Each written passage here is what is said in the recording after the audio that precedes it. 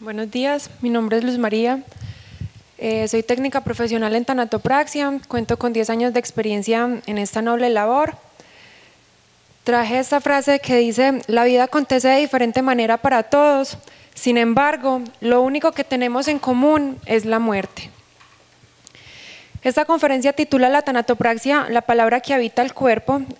Tengo como finalidad 2 puntos principales, y es mostrarles qué tiene que ver la tanatopraxia con los procesos de elaboración del duelo, y 2, que me parece de suprema importancia, es mostrarles y explicarles qué es la tanatopraxia, para qué sirve, y tratar de desmitificar todos los tabúes que hay alrededor de la muerte una vez el cuerpo ingresa en la sala de tanatopraxia de las funerarias. Antes de hablar pues como de qué es la tanatopraxia en sí, explicarles qué procesos debemos realizar cuando fallece una persona, no me puedo alejar de la idea de la parte histórica, pues esta parte va a ser como muy corta. Gracias. Desde la antigüedad incluso hay vestigios paleológicos de los neandertales que realizaban diferentes procedimientos para encargarse de sus cuerpos. La mayoría eran con rituales, con flores, con diferentes elementos para poder evitar que los animales tuvieran acceso a aquellos cuerpos. Entonces vemos como desde la antigüedad la importancia de tener un tratamiento con el cuerpo y poder realizar un ritual, y el manejo de las emociones que trae eso es muy importante. Desde el antiguo Egipto, 3200 a.C., se evidencia la preservación del cuerpo con diferentes químicos como sales minerales y el natrón para deshidratar el cuerpo. Lo que hacían ellos era asegurar la inmortalidad del alma, preservando el cuerpo. La preservación la realizaban los diferentes sacerdotes para personas que estuvieran en la aristocracia y que pudieran pagar su servicio. El proceso de embalsamamiento aquí duraba alrededor de 40 a 70 días con la finalidad de deshidratar el cuerpo. Hay 2 aspectos básicos que para mí fueron de suprema importancia para destacar aquí, que es el Ka y el Ba. Ka es la fuerza vital, lo que conocemos hoy por alma, y Ba es la personalidad o la psique. Todos estos procesos de embalsamamiento que realizaban en el antiguo Egipto era con la finalidad de que cuando el alma estuviera en el más allá, tuviera tiempo para descansar en ese cuerpo. Por eso todos los rituales que se realizaban eran con los diferentes elementos en la cotidianidad de las personas. En la antigua Grecia y en Roma hay algo que me pareció muy bonito y que fue uno de los aspectos que a mí me enamoró como de esta profesión. El embalsamamiento lo realizaban eran las mujeres. Se tenía la idea de que las mujeres eran dadoras de vida y por lo tanto se preparaba el cuerpo una vez estuviera muerto para que pudieran tener la posibilidad de prepararlo para una vida siguiente o en el más allá, en el inframundo. Vemos que acá en este momento histórico la importancia de la dignidad del fallecido cobraba suprema importancia para poder realizar todos estos rituales. Tengo 2 historias que me parecen muy bonitas, que es Antígona, cuando da entierro a Polinices, aún decide tener la prohibición de todo el gobierno, de sus familiares incluso. Ella se arriesgó con la finalidad de poder darle sepultura a su hermano. Se realizaban diferentes libaciones, se utilizaban leches, aguas y vinos, representando todos los procesos de la vida de las personas para poderle dar finalidad. Y hay otra que es una escena muy bonita de una película que se llama Troya, donde Príamo reclama, pues, le suplica a Aquiles que le entregara el cuerpo de su hijo Héctor cuando falleció en batalla. Para ellos era muy importante realizar los ritos funerarios, pues ellos tenían la firme convicción de que si no se realizaba un tratamiento al cuerpo y un ritual específico, el alma quedaba divagando por toda la eternidad y no podía cruzar al inframundo. Entonces diferentes elementos simbólicos como las monedas en los ojos o encima de la lengua, pues debajo del paladar, tenía pues como el precio para entregarle al barquero Caronte y poder así viajar al inframundo. Esta conferencia quiero mostrarles también pues que personalmente he vivido en carne propia la muerte de mis familiares, quiero pues como hacer acá el paréntesis, porque no solamente les voy a hablar como de la parte teórica o práctica que podría tener en la sala de embalsamamiento, sino que también yo he experimentado la necesidad de un ritual funerario a partir de la muerte de mi abuela y de mi tía, que prácticamente era como mi abuela. Ambas se llevaron 2 días de fallecimiento. Primero se murió mi abuela, fue una muerte que era muy esperada porque estaba hospitalizada hace varios meses. Cuando fueron las personas, pues el personal de la funeraria, que son los compañeros con los que yo trabajo, fue muy bonito ver como toda esa dignidad y el respeto, la solemnidad que tienen al momento de retirar un fallecido.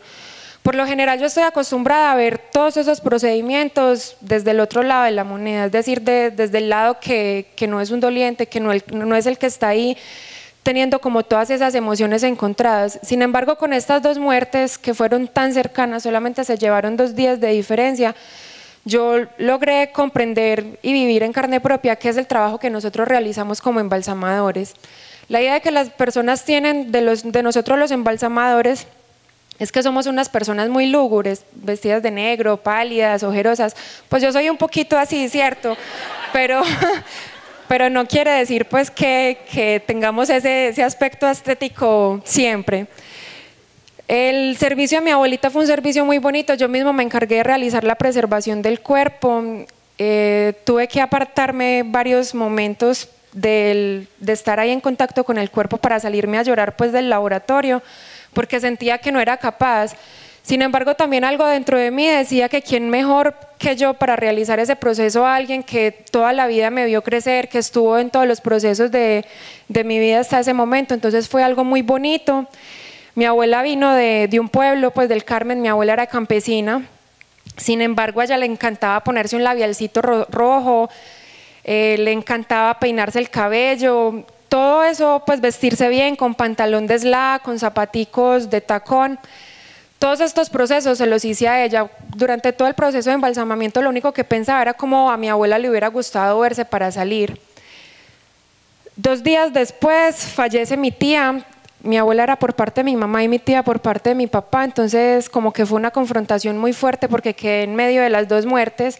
A diferencia de mi abuela, mis tíos y toda mi familia lo que quería hacer con la tía era cremación directa. Pues obviamente yo me opuse porque mi tía también era como mi abuela, fue una muerte repentina, fue un infarto, fue bonito porque me alcancé como a despedir de ella cuando estaba entubada. Pues algo me habrá escuchado como el agradecimiento que le di. También, a pesar de que me opuse pues con mi familia, le realicé todo el proceso de embalsamamiento. Con ella me dio muchísimo más duro porque fue algo que no me imaginaba. Y bueno, más adelante les contaré el resto de la historia. En el Renacimiento, me parece importante resaltarlo acá, pues Andrés Vesalius y Leonardo da Vinci realizaban el embalsamamiento de diferentes partes anatómicas con la finalidad posterior artística, para poder tener tiempo de plasmar pues como todas esas partes anatómicas y toda esa parte que tenían los cuerpos que ellos querían estudiar. Acá el embalsamamiento y el tratamiento que se le realizaba a los cuerpos no era de manera funeraria, sino que por el contrario trataban de robarse de los cementerios todos esos cuerpos que habían acabado de enterrar para poder hacer el estudio anatómico. En 1881, Jean-Nicolas Ganal fue un descubrimiento que realizó que el sistema circulatorio y unos vasos muy pequeños que se llaman capilares a nivel arterial, que son de suprema importancia para nosotros en el embalsamamiento de los fallecidos. Acá lo que se realizaban era con arsénicos, con mercurio y con diferentes venenos la preservación de todos estos cuerpos. Las técnicas modernas se empezaron a desarrollar a partir de la Guerra Civil estadounidense, la guerra que hubo entre el norte y el sur con el presidente Lincoln, Abraham. En 1861 y entre 1865 se creó la gran necesidad de todas esas personas, de todos esos soldados que fallecían en batalla. Ellos salían de su casa con la esperanza de que iban a ganar, de que iban a devolverse a su casa vivos, poder abrazar a sus familiares. Sin embargo, la gran preocupación de los generales y del presidente a nivel político se gestó algo en conjunto con la medicina, que fue los procedimientos de embalsamamiento para poder repatriar esos cuerpos a sus familiares, pues ellos eran héroes de guerra. Entonces, en este momento, la medicina y la tanatopraxia eran una sola. A partir de allí se generaron los diferentes procesos de embalsamamiento para devolver los fallecidos, como les digo, y algo muy importante para nosotros en el sector funerario es el desarrollo de las técnicas de manejo de ceras y de reconstrucción. Cuando se empezaron a generar pues todos estos procesos de reconstrucción y de manejo de ceras, se creó también los avances en la medicina reconstructiva y en la cirugía estética. Entonces vemos acá como la relación que hay entre ellos.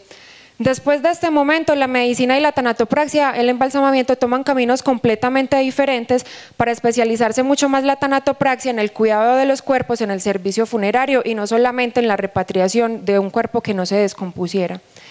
Thomas Holmes es el padre del embalsamamiento moderno con servicios funerarios. Él era un general también de la Armada estadounidense, pertenecía al bando del norte. Él sintió la necesidad de poder no solamente realizar el procedimiento de preservación, que el cuerpo no se descompusiera antes de que los familiares pudieran verlo de nuevo, sino que realizó un montón y un sinfín de elementos en el ritual, como son las flores, como son el cofre y el traje pues adecuado para el fallecido. Luego de esto, la tanatopraxia migró hacia Sudamérica. En Sudamérica no teníamos ningún tipo de procedimientos para el embalsamamiento. Principalmente el embalsamamiento acá en Colombia inició en la década de los 20 con las empresas bananeras acá. La mayoría de dueños de las bananeras eran americanos, entonces ellos vieron la necesidad, como aquí no habían los procesos ni los protocolos para embalsamar, no se realizaba absolutamente nada. Ellos vieron la necesidad de traer todos estos elementos, todos estos instrumentales y las técnicas modernas para poder repatriar estas personas a Estados Unidos nuevamente. Esto inició en la costa, en Santa Marta más que todo, de ahí en la década de los 40 migró hacia el interior del país.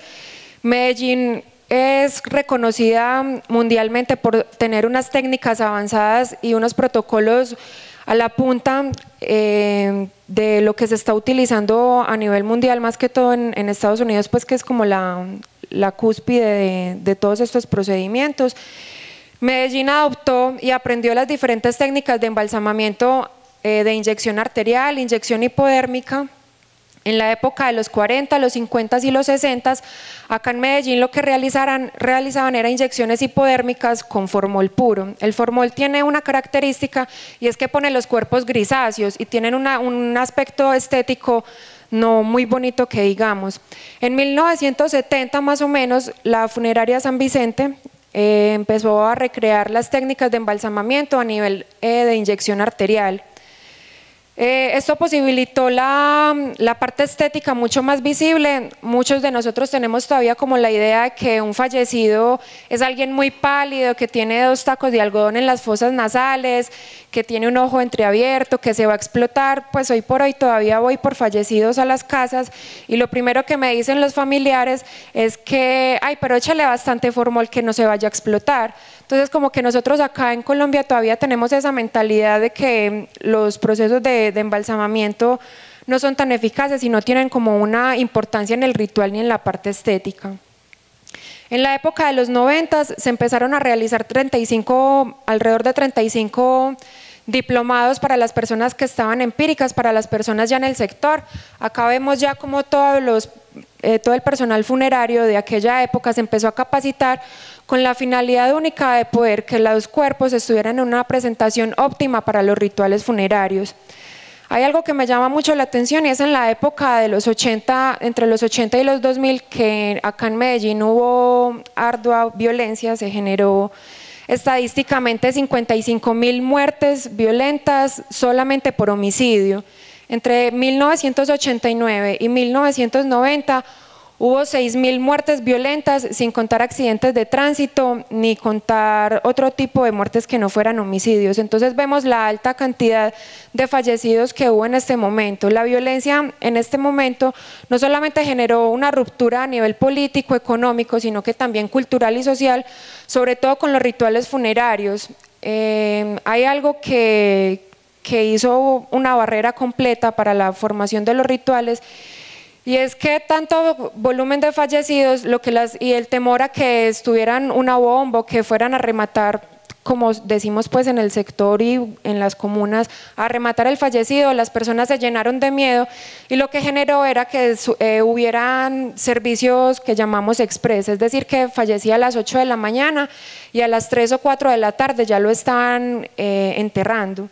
Entonces esto genera una problemática en la parte de los servicios funerarios, pues ya las personas querían todo muy rápido, sin esperar como la aceptación de la muerte, sin tener el manejo de las emociones adecuados. Bueno, en el 2000 se empezó la enseñanza universitaria con los protocolos completos, ya la parte de servicios funerarios empezó a ser muchísimo más profesional, con las técnicas avanzadas. No solamente se abrió para personal que estuviera directamente relacionado en las empresas funerarias, sino que se abrió el estudio para las demás personas que quisieran capacitarse en este servicio.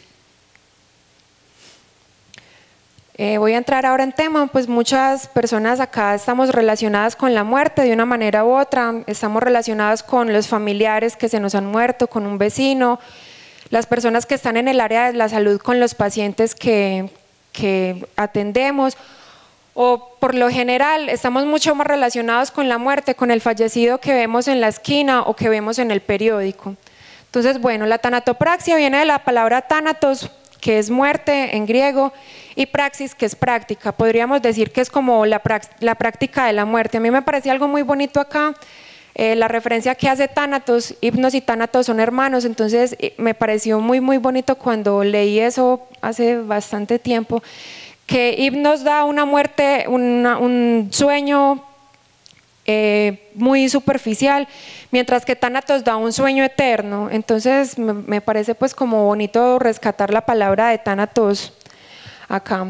¿Qué es la tanatopraxia en sí? La tanatopraxia es un proceso del tratamiento químico del cadáver para reducir la presencia y el crecimiento de microorganismos, retardando temporalmente la descomposición orgánica, restableciendo así el aspecto estético.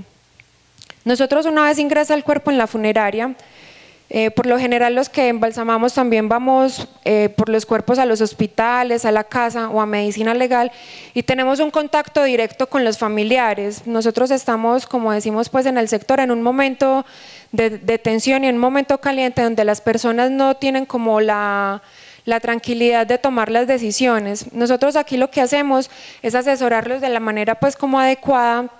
Cuando nosotros vemos el espacio donde ellos viven, donde ellos habitan, o mirando más o menos las características de sus familiares, podemos dar cuenta de cómo es el servicio que ellos quieren.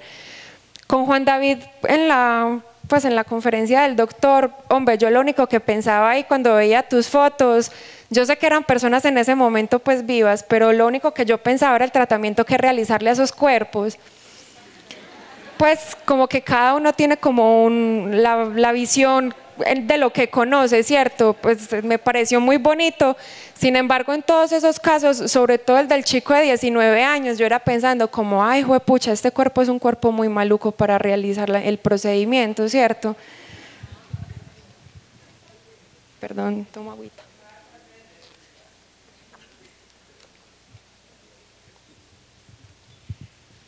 Bueno. ¿Para qué se utiliza la tanatopraxia? En la foto quería mostrarles el laboratorio de la funeraria en la cual trabajo. En este momento es el laboratorio más moderno que hay en Sudamérica. Cuenta con todas las reglamentaciones internacionales. No es un lugar lúgubre, no es un lugar feo, es un lugar parecido a una sala de cirugía. Bueno, ¿para qué sirve la tanatopraxia? Básicamente son 4 aspectos que tenemos en cuenta al momento de embalsamar el fallecido. Primero, da tiempo para la elaboración de una ceremonia con el cadáver presente. Segundo, permite el regreso del cuerpo a su lugar de origen o donde la familia lo disponga. Tercero, es un medio para embellecer la muerte, mejorando la apariencia del difunto luego de haber sufrido una enfermedad o algún traumatismo. Cuarto, es el medio para minimizar los riesgos sanitarios que produce la materia orgánica en vía de descomposición. A mí alguien una vez me dijo que un fallecido era un objeto, pero no es cualquier objeto. A mí la palabra objeto me quedó en la cabeza como pensando, digan pues, es que no es ningún objeto, es el ser más querido de una persona, es la mamá, es el papá, es el hijo. Así no quiera esa persona que acaba de fallecer, convivió con ella y le va a doler la muerte. Entonces, cuando empecé a trabajar en la funeraria, pues con los compañeros, acá tengo dos de ellos que me enseñaron bastante. Cuando empecé a trabajar en la empresa y a relacionarme con los familiares y con los cuerpos, me di cuenta que es un trabajo muy bonito. Pues yo llevo 10 años trabajando en esto y me siento como muy orgullosa de decir que embellezco fallecidos, ¿cierto? Se me quiebra un poquito la voz porque estoy muy nerviosa, yo no lo había hecho porque estaba conteniendo, pero bueno, ahí me disculpan. Es un trabajo muy bonito, tener como la presencia de los familiares, de ver cómo ellos agradecen el trabajo, de ver cómo el mismo cuerpo agradece lo que nosotros realizamos. Para mí es como la mayor satisfacción, porque nosotros no estamos trabajando para el fallecido, como lo dijo ahorita el señor Fernando, pues el muerto a la final no necesita nada, los que quedamos aquí somos los que necesitamos tener la relación con el fallecido. Entonces esto nos permite y dar la posibilidad de embellecer ese cuerpo que ha tenido diferentes traumatismos, sea por una enfermedad, por una patología o por algún accidente o traumatismo que haya sufrido. Hay algo que me parece muy curioso y que es desde la práctica, no tengo como un sustento teórico para decirlo, pero más del 95% de los casos que a mí personalmente me ha tocado atender, pues por mis manos han pasado más o menos 5.000 fallecidos durante todo este tiempo, más los otros tantos que veo a diario. Es que cuando es una muerte natural, las personas cuando ven su fallecido antes del proceso de embalsamamiento, estando en la casa o en el hospital, lo primero que dicen es tan bonito, muchas gracias, y empieza como una ritualización de agradecerle y de pedirle perdón mientras está ahí. Sin embargo, por el contrario, cuando pasa una muerte violenta, los familiares antes de ver el cuerpo, cuando nos lo entrega medicina legal y lo ven, lo primero que hacen es reprocharle, pero ¿por qué estuviste en esa moto tan rápido? ¿Pero por qué te metiste en problemas? ¿Pero por qué tenías que salir a esa hora? ¿Pero por qué no contaste con nosotros? Si tenías miedo, si tenías pues a las personas que tienen como posibilidades de suicidio. En estos casos de muerte violenta, lo que hacen los familiares es reprocharle. Sin embargo, luego del procedimiento de preservación que realizamos nosotros, ambos casos, cuando son unas muertes violentas y cuando son muertes naturales, lo primero que dicen al ver el cuerpo dentro del cofre es decir, tan lindo, parece dormido. Entonces simplemente como por ese tipo de comentarios y de actitudes, porque no solamente las palabras están en la voz, sino que también están en los gestos, en las actitudes, en los movimientos, a mí me han dado a pensar que es muy importante el trabajar el cuerpo para que las personas puedan realizar un manejo de las emociones y puedan tener un duelo saludable. En la tanatopraxia tenemos 3 etapas básicamente. La primera es la desinfección, la segunda es la preservación y la tercera es la parte estética o tanatoestética.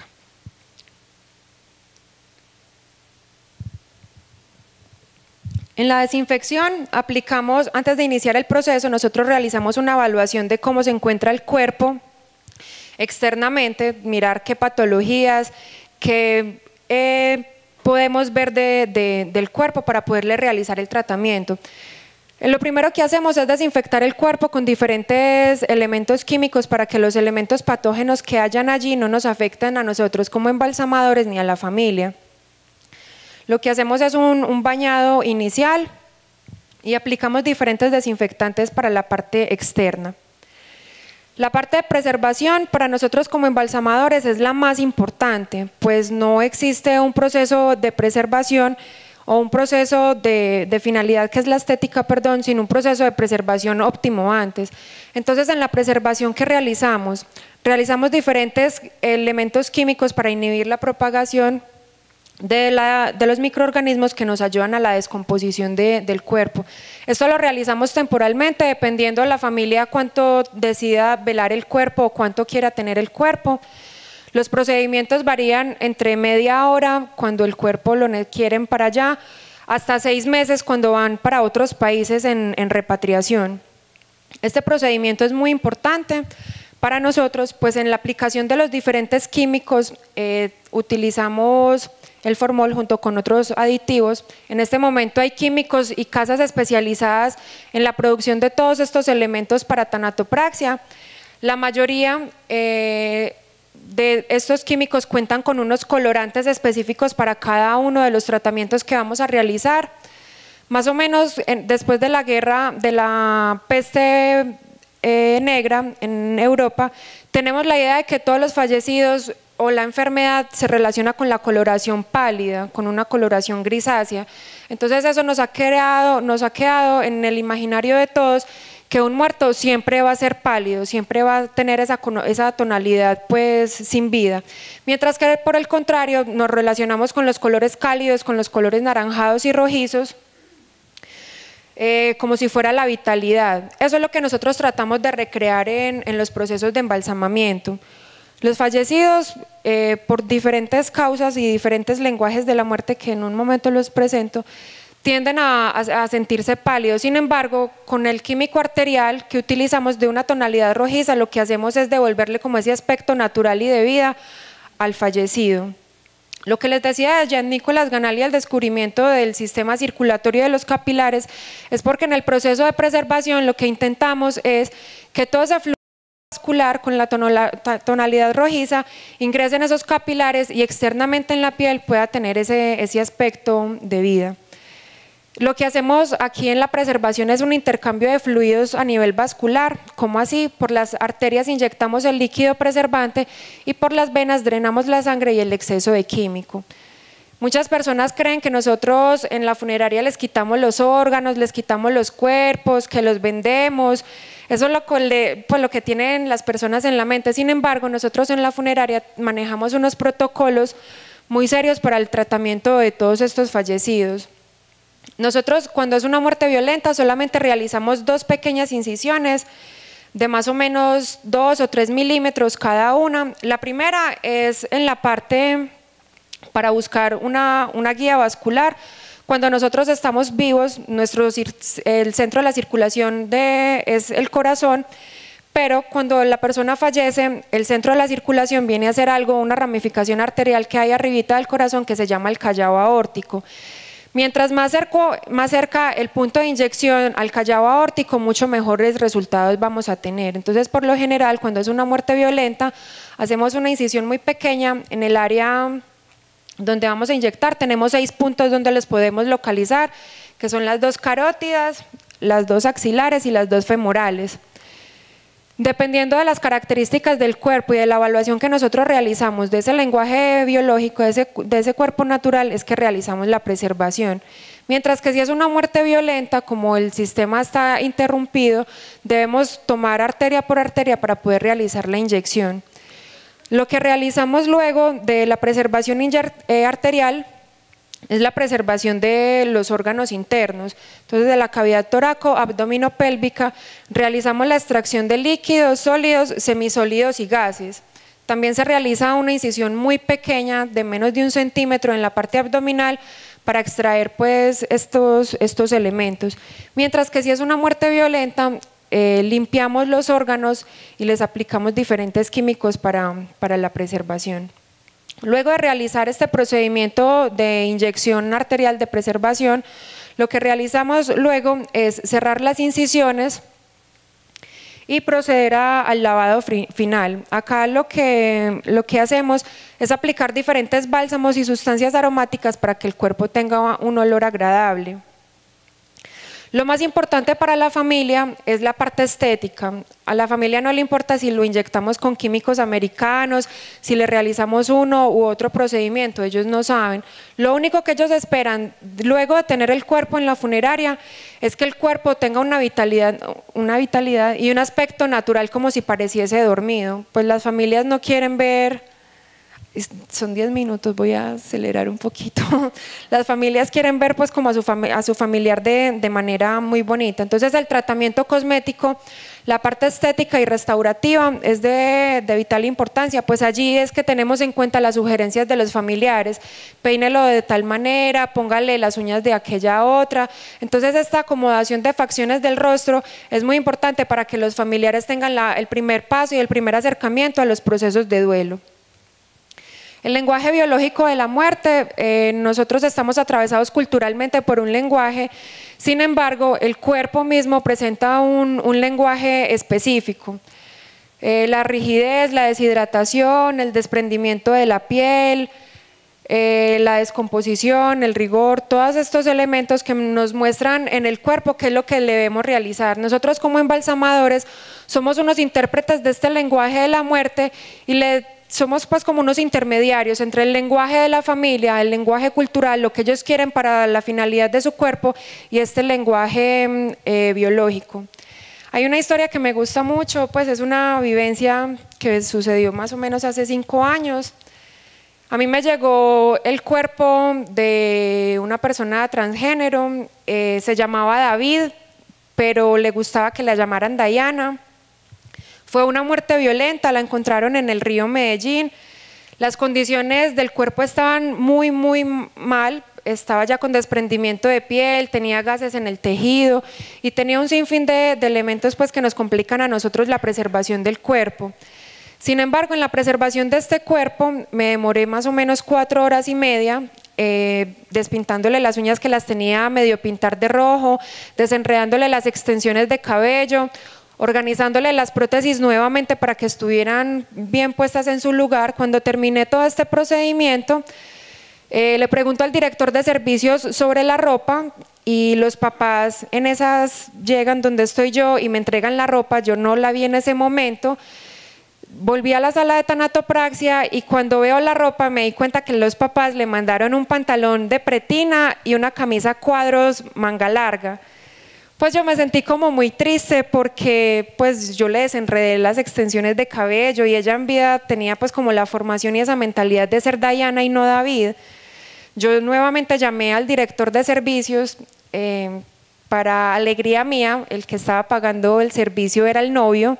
Entonces el novio le llevó luego un vestido de lentejuelas doradas muy bonitas, le llevó otras extensiones más de cabello, le llevó el maquillaje que ella usaba, le llevó el barniz preferido. Entonces, al ver que el novio me entregaba la ropa y habían varias amigas de Diana, lo que propuse fue sacarla de la sala de embalsamamiento para otro cuarto y realizar el maquillaje y la vestimenta pues con el novio y con las amigas. Vistiéndola y maquillándola nos demoramos 2 horas, fue muchísimo tiempo. Durante todo este tiempo las amigas que también eran transgénero la maquillaron, contaban historias vivenciales de ella. Yo luego de estas 2 horas, que ya era pues como la parte de la velación, me cambié y cuando llegamos a la sala de velación los papás estaban ahí. Yo tenía mucho susto pues porque les iba a devolver la ropa que le habían mandado a David y no a Diana. Y antes de poder hablar con los papás y explicarle el por qué había puesto la ropa que le había entregado el novio, lo que ellos fueron a hacer primero fue correr a ver el cofre. Cuando lo destaparon se pusieron a llorar y yo estaba súper nerviosa y yo, ay, me van a regañar aquí. Y lo primero que ellos dijeron, como casi al mismo tiempo, fue como quedó de hermosa mi hija.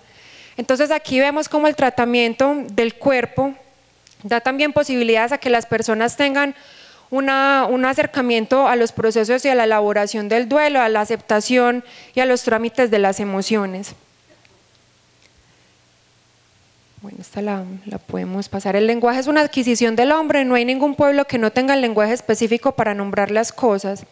El lenguaje es una forma de vida que se muestra a sí mismo, incluso el cuerpo carga con él. Lo que les decía de Diana, pues el cuerpo estaba cargando con esas historias, como decía ahorita Juan David, que me pareció muy bonito. Los cuerpos las historias no quedan solamente cuando fallece el paciente, el cuerpo mismo carga con esas historias, tiene cicatrices, tiene formas de expresar lo que no se dan solamente en palabras para decir quién fue esa persona.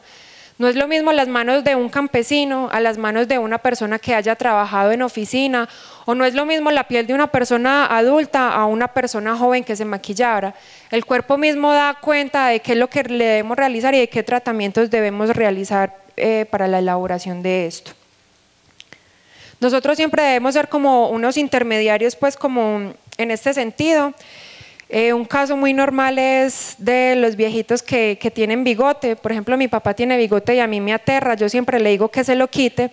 Sin embargo, hace varias veces, bueno, hace rato no, me ha llegado varias veces cuerpos que pregunto si lo afeitamos o si le conservamos algo de bigote o de barba, y los familiares muchos dicen que lo afeiten y otros que no. Imagínense de don José, que tiene bigote hace más de 70 años, que yo en el proceso de tanatopraxia le quite ese bigote. ¿Qué es lo que van a decir cuando vayan a ver el cuerpo? Ese no es, ¿cierto? Entonces el cuerpo también carga con todas esas historias y con todos esos elementos que nos dan cuenta a nosotros de qué procedimientos debemos realizarle.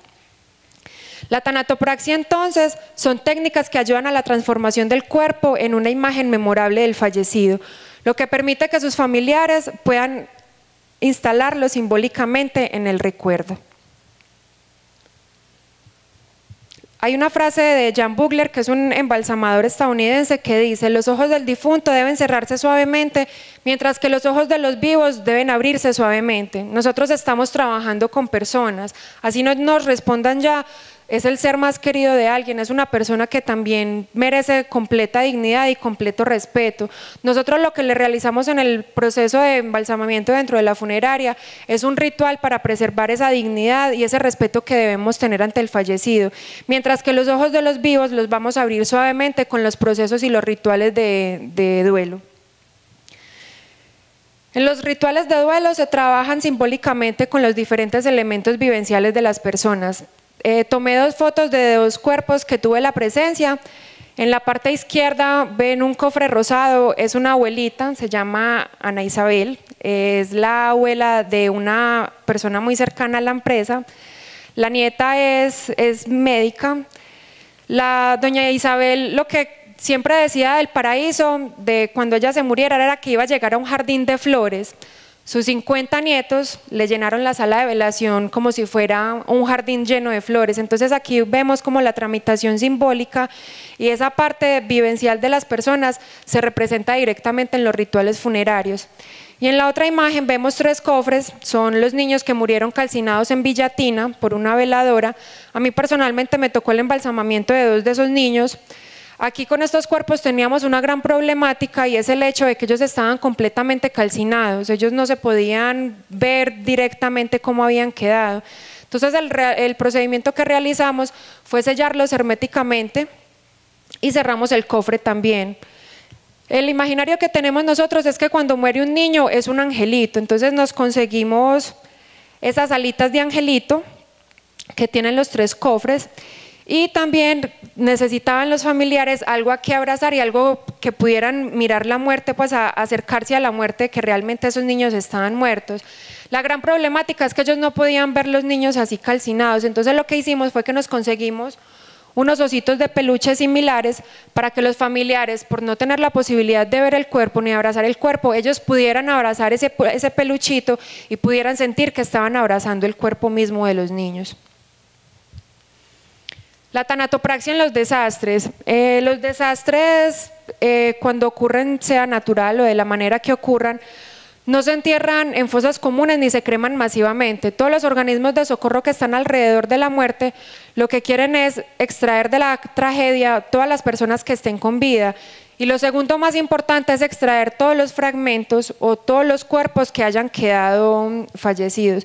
Lo que más importa aquí es la dignidad de las personas y por ello es que se realizan diferentes rituales conmemorativos a nivel masivo.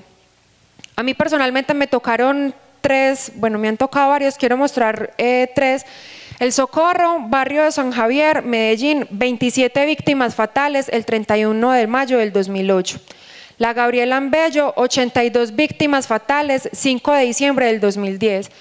Estos cuerpos fueron bastante complicados, pues la tierra, toda esa humedad generó una descomposición avanzada del cuerpo en muy poquito tiempo y lo que realizamos fue pues una labor exhaustiva para poder recuperar un poco pues como la parte estética y preservativa de estos cuerpos. La represa Guatapé, embarcación El Admirante, 9 víctimas fatales, 27 de junio del 2017. Cuando están en agua los fallecidos generan una hinchazón y una proliferación de gases en el tejido muy rápido. El cuerpo cuando está con tejidos se deforman las facciones del rostro completamente, entonces fue un poco complicado. Sin embargo, se trataron de realizar los diferentes procedimientos para que pudieran verlo, no en el 100% de parecido a como era en vida, pero por lo menos sí un 70% se pudo rescatar. El Chapecoense, 28 de noviembre del 2016, 71 víctimas fatales, 5 personas para Bolivia, 1 para Paraguay, 1 para Venezuela y 64 para Brasil. Esta tragedia conmocionó no solamente Medellín, sino que conmocionó a nivel mundial. Yo creo que muchos de nosotros estuvimos presentes en las elaboraciones de los rituales masivos y tan bonitos que se vieron, el desfile de las carrozas, ese ritual que realizaron en el estadio Atanasio Girardot. Eso fue algo muy importante, pues las personas tuvieron la capacidad de desarrollar diferentes elementos para la elaboración del duelo a nivel masivo. Detrás de todo eso muy bonito que todos vimos, estaba un detrás de cámaras que fuimos nosotros. Nosotros en el laboratorio de tanatopraxia trabajamos 3 días doblando turno, trabajando día y noche para poder entregar estos cuerpos a los familiares y a las personas que estaban alrededor de ellos. Fue una tarea maratónica, de verdad que sí. Ellos son mis compañeros de trabajo, somos más o menos 20 personas. Los quiero mostrar también porque nosotros somos personas, nosotros no somos unos muñecos que nos sienten. Realmente una persona que trabaje en el embalsamamiento de fallecidos, si no siento el duelo, si no siento el dolor por el dolor ajeno, realmente no sirve para este trabajo. Todos ellos son empíricos, son estudiados, tenemos aspectos diferentes de vida, pero todos ellos hemos trabajado constantemente para entregarle a los fallecidos un cuerpo para que ellos puedan tener la posibilidad de velarlo, de abrazarlo por última vez y de hacer esa última ceremonia y ese último festejo de su vida. Hay muchos aquí que no les gusta preparar bebés porque tienen hijos, hay otros que no les gusta preparar mujeres en accidentes de moto. A mí al principio no me gustaba, pues yo manejo moto y me daba muy duro ver ese cuerpo como quedaba en un accidente de moto. Entonces es mostrarlos a ellos, es mostrar también nuestra parte humana. Nosotros sentimos, a nosotros nos duele, nosotros también lloramos. Yo he llorado por muchos casos. ¿Tengo tiempo para contar una historia? Sí. Bueno, yo fui a recoger un cuerpo, era una muerte natural de una señora que se llamaba Teresa. Doña Teresa estaba en cuidados ya al final de la vida, estaba recibiendo un tratamiento médico. Cuando llegamos a la casa, los familiares nos dijeron que por favor lleváramos a doña Teresa donde don Luis. Don Luis era el esposo, él también estaba en tratamientos al final de la vida, ambos tenían cáncer. Y yo me puse a llorar cuando llevé el cuerpo de doña Teresa donde don Luis, porque don Luis pues desde la cama le decía: mi viejita hermosa, tantos años juntos, todo lo que hemos vivido, todo lo que hemos hecho. Yo me puse a llorar ahí, pues a mí me dio mucha pena como de la familia, pero fue como un momento muy, muy impactante para mí ver cómo el señor con tubos, con oxígeno, conectado a catéteres, se despedía de esa manera de doña Teresa. Yo realicé el procedimiento de preservación de doña Teresa, me cambié para llevarlo a la sala de velación. Cuando estábamos poniendo el cofre en la velación, me dicen las hijas que don Luis había muerto. Entonces eso fue algo así, rompió completamente como la perspectiva que yo tenía de mi trabajo. Nosotros no estamos trabajando con cualquier cosa, nosotros solamente tenemos una única oportunidad para hacerlo de la mejor manera posible, a diferencia de las otras empresas de servicios que si no les gusta al cliente lo podemos cambiar, lo podemos reemplazar por otro. Nosotros no. Nosotros tenemos una única posibilidad de entregarlo en las mejores condiciones para sus familiares. Nosotros estamos trabajando con emociones, con sentimientos, estamos trabajando con personas.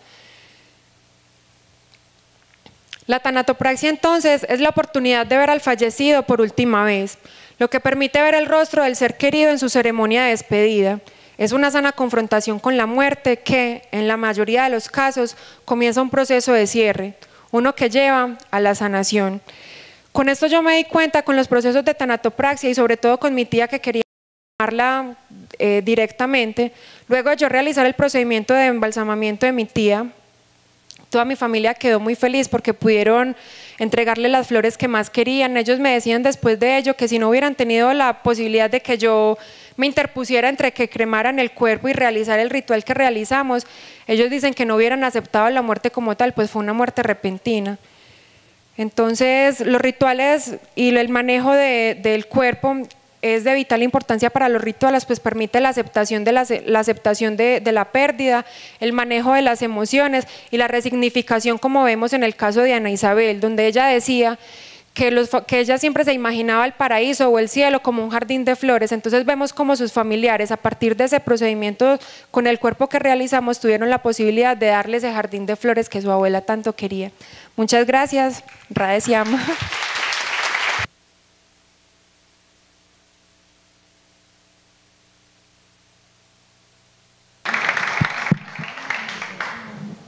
Hola, bueno, si alguien desea hacerle alguna pregunta, comentario a Luz María. ¿Qué no? Bueno, vamos a empezar por... Yo hablo mírala por acá abajo. Ay, a mí sí me van a hacer preguntas. No, en realidad no es una pregunta y es más el agradecimiento a usted y a todo el cuerpo de embalsamadores, sí, así. O tanatopractores. Mejor la otra, la más sencilla, porque realmente es acercarnos a la muerte y desde acá he llorado porque gracias por mostrarnos esa parte que no conocemos, por estar del otro lado. Yo no sé quién de aquí arregló a mi papá, pero un inmenso agradecimiento porque sí, me permitieron verlo, me permitieron verlo saludable. Perdón, pero las emociones salen. Tranquila que también me puso a llorar a mí acá. Se me va a regar el maquillaje. Entonces, de verdad, gracias a todo el equipo de esta funeraria, que gracias a Dios tuve la posibilidad de que fueran ustedes quien me hayan prestado ese servicio con mi papá, porque yo sí lo vi muy lindo. Yo lo vi y dije, muchas gracias. Entonces es agradecerte a ti y a todas las personas que hacen parte de este proceso y que realmente nos acompañan a quienes nos quedamos, nos acompañan a verlos y nos acompañan a querer la muerte como el señor Juan David nos decía ahorita, y realmente trato de ser muy afina con ella y hoy me voy de acá aprendiendo que ella es muy tierna y que la ternura de la muerte es masajeada o tiene unas manos tiernas porque hay un personal detrás que tiene unas manos tiernas que nos dicen que realmente la muerte es tierna. Dios les pague.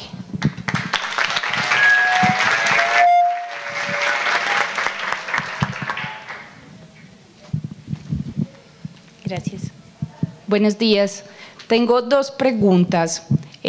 Actualmente trabajo con la red de trasplantes en un banco de tejidos. Estoy acá en compañía de mis compañeros que también son técnicos.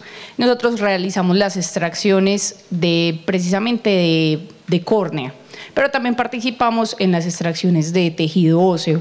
La primera pregunta es, nosotros cuando alguien acepta la donación de su familiar, nos comprometemos con ellos y por norma también que cuando hacemos la extracción del tejido dejamos una prótesis. Entonces dejamos la prótesis a nivel ocular y cuando es tejido osteomuscular se dejan prótesis en miembros inferiores. Entonces siempre nos hemos preguntado si ustedes las retiran y las reemplazan por unas de ustedes o si ustedes dejan pues las que nosotros les dejamos. Y la segunda pregunta es que cuando hay una muerte violenta y se le realiza la necropsia, tanto el cerebro como los órganos son metidos en una bolsa roja y se les deja en la parte del abdomen y se cierra. También nos genera la duda si ustedes allá lo retiran o también se lo dejan al cadáver. Muchas gracias.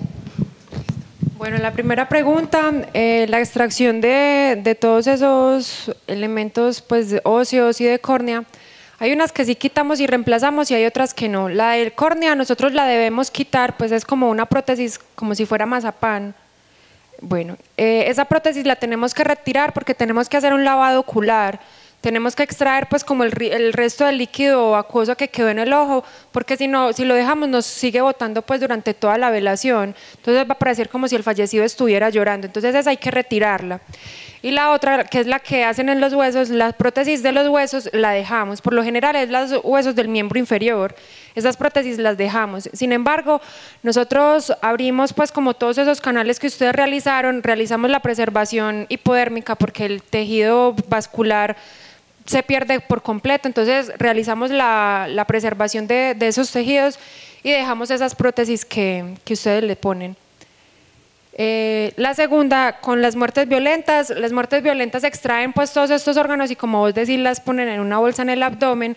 Lo que nosotros realizamos es la preservación de todos estos órganos. Sacamos la bolsa, lavamos los órganos uno por uno, les realizamos diferentes canales para que salga el resto de sangre o el resto de líquido que pueda tener, las limpiamos, las lavamos y les aplicamos un líquido preservante. Nuevamente, después de preservadas, las vísceras y los órganos vuelven al cuerpo.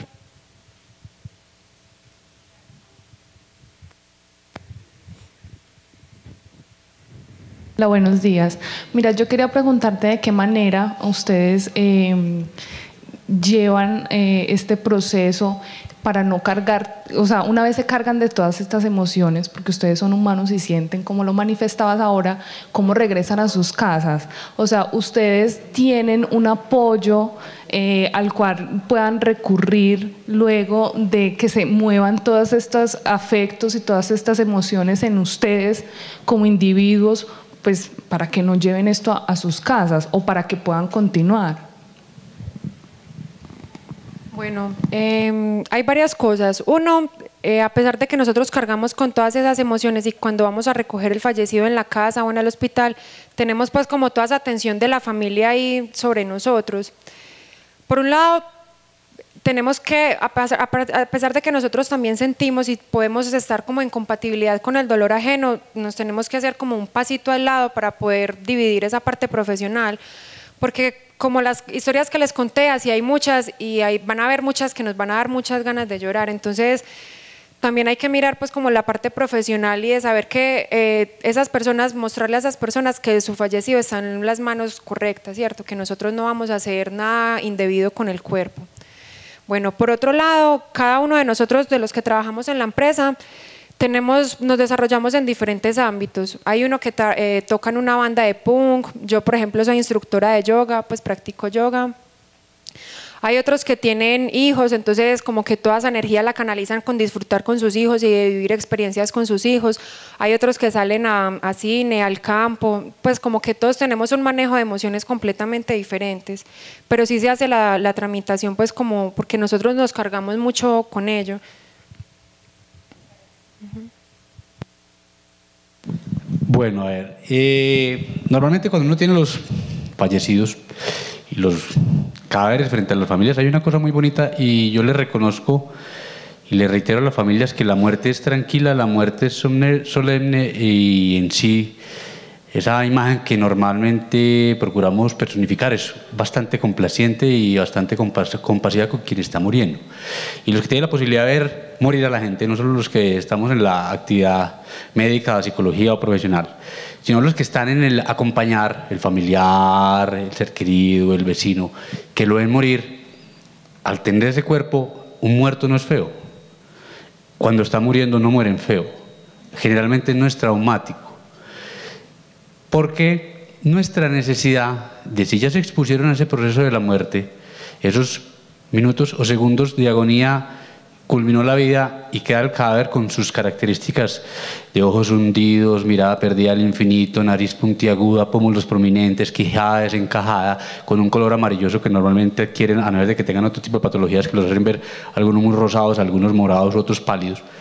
Pero si ya se expusieron a la realidad de ver ese muerto y ese muerto está consolidando su imagen en la psique de ese que va a arrancar un duelo, ¿por qué necesitamos cambiar esa imagen del muerto y mostrarles un vivo maquillado y no mostrarles un muerto maquillado que siga pareciendo muerto?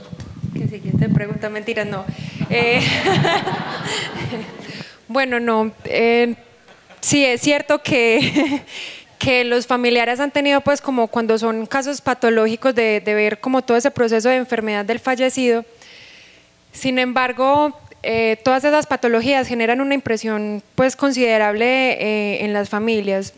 En el duelo lo que se trabaja es como con esa parte de lo simbólico y del manejo de las emociones. Lo que nosotros realizamos con el tratamiento del cadáver es generar una última imagen memorable, que ellos puedan recordar y olvidarse de todo ese sufrimiento y de toda esa enfermedad. Ellos saben que su familiar ha sufrido X tiempo cierta enfermedad. Sin embargo, eso también es muy traumático para ellos, aunque ellos sepan que esa es la realidad. Lo que nosotros les realizamos a los cuerpos es como devolverle esa naturalidad antes de esa enfermedad, como para que los familiares se olviden por un momento o distorsionen ese proceso de enfermedad que han tenido. Nosotros no todos los cuerpos los embalsamamos. Hay familias que solicitan cremación directa y sin embargo con estos cuerpos nosotros también realizamos pequeños procedimientos. Organizamos las facciones del rostro pues con diferentes elementos, limpiamos la sangre, limpiamos como los ojos y realizamos como una imagen estética, por decirlo así, olvidando como esa parte de la enfermedad. Para algunos puede que les parezca una bobada, para otros no tanto, porque lo que ellos quieren es como olvidarse de todo ese traumatismo y recordar en la parte imaginaria y simbólica lo que vivieron con esa persona. Ellos pueden tener un mes, 2 meses, una semana, incluso un día de haber padecido la enfermedad también con el paciente. Sin embargo, lo que ellos quieren es recordarlo de la manera posible y tratar de quitar todo ese sufrimiento que han tenido. Pues eso es lo que yo he podido ver pues como de mi experiencia. Sí, respondí.